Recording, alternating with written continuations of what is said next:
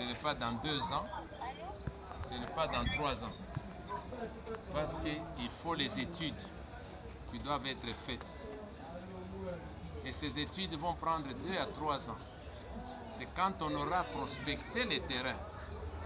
Et puis il y a une période qu'on appelle période des transitoire, c'est-à-dire où la société doit s'implanter. Pendant cette période-là, la société a le sursis de ne pas payer les taxes. Il va fonctionner d'abord pour s'installer. Et ça peut prendre encore autant d'années. Donc c'est dire que évaluer les minéraux, c'est un problème qui va se jouer à long terme ou à moyen terme.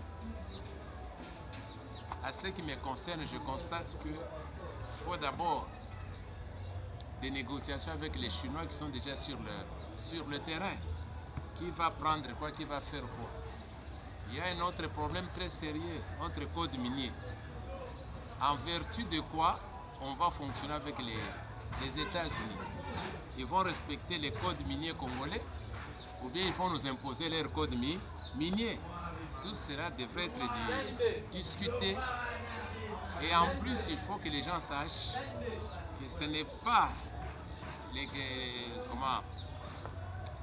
le gouvernement américain qui traite avec la RDC, non. Ce sont les entreprises américaines qui vont financer, qui vont sortir leur argent. Le gouvernement américain ne fait que préparer le terrain, ce qu'on appelle le climat d'affaires. C'est pour cela qu'on conditionne les investissements par la paix. Sans la paix, on ne sera pas en mesure de venir investir au Congo. Donc c'est dire que